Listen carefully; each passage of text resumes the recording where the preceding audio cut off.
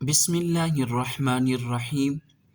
آج ہے ہماری پہلی تختی نمبر اول، حروف مفردات۔ ٹھیک ہے، حروف مفردات یہ ہوتے ہیں کہ جس سے بچہ اپنے لفظ بالکل ٹھیک ادا کر سکتا ہے، جس میں وہ دو لفظوں کو ملا کر جب ایک جملہ بنانے کی کوشش کرتا ہے تو تب وہ اس کو صحیح طریقے سے ادا کر سکتا ہے۔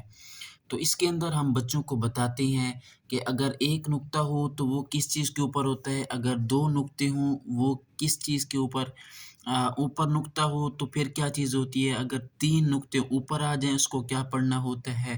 مطلب یہ ابتدائی چیزیں ہیں جس کا بچے کو سمجھنا بہت زیادہ ضروری ہوتا ہے۔ ٹھیک ہے، اور میں آپ کو ابھی زیادہ اس کی گہرائی میں نہیں چلتے، ابھی میں آپ کو صرف اس کے جو الفاظ ہیں، جو اس کے اندر لفظ علیحدہ علیحدہ سے دیے ہوئے ہیں، وہ میں آپ کو پڑھ کر سناتا ہوں، اور بچے بھی کوشش کریں کہ اس کو ویسے پڑھنے کی کوشش بھی کریں اور ان کو درست کرنے کی جتنا ہو سکے کوشش کریں۔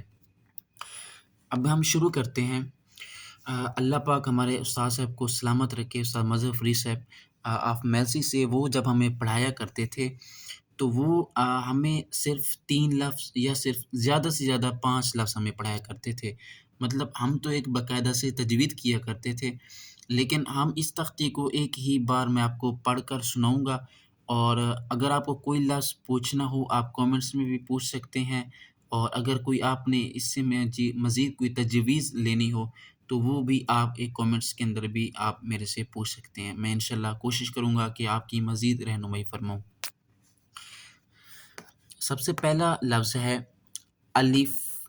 ٹھیک ہے، الف، با، اور جس کے نیچے ایک نقطہ آتا ہے اس کو با پڑھتے ہیں۔ ٹھیک ہے، تا، ثا، جیم، حا، خا، دال، ذال، را، زا، سین، شین، صاد، ضاد، طا، ظا، عین، غین، فا، قاف، کاف، لام، میم، نون، واو،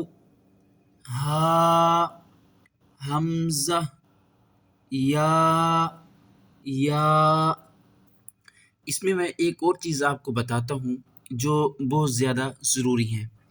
اس کے اندر لفظ ہے پڑا زا اور ذا۔ ایک جو زا ہے اس کو سیٹی کے ساتھ ادا کرنا ہے، زا، سین، صاد، مطلب یہ جو حرف ہیں ان کو سیٹی کے ساتھ ادا کیا جاتا ہے۔ ٹھیک ہے، اور زا اور ذا کے اندر لازمی فرق رکھنا ہے۔ ٹھیک ہے، جو ذال ہے یہ مطلب یہ نرمی کے ساتھ، اور اس کے اندر سیٹی کی آواز بھی نہیں آتی۔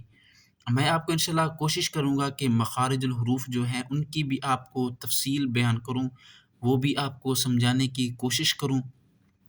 تو آپ سب سے پہلے حروف مفردات کو صحیح سے سمجھ سکیں کہ اگر ایک نقطہ نیچے آ جائے اس کو با کہتے ہیں، ان کی جو شکل ہے ایک جیسی ہے، اور تا اور ثا، با، تا، ثا، ان تینوں کی شکل ایک جیسی ہے۔ ٹھیک ہے، اگر ایک نقطہ نیچے آ جائے اس کو با پڑھتے ہیں، اگر دو نقطے اوپر آ جائیں اس کو تا پڑھتے ہیں، اور اگر تین نقطے اوپر آ جائیں تو اس کو ثا ادا کرتے ہیں۔ ٹھیک ہے، اور اسی طرح اگر ہم نیچے کی طرف آ جائیں، یہاں پہ دو لفظ اور دیے ہوئے ہیں، قاف اور دوسرا کاف ہے۔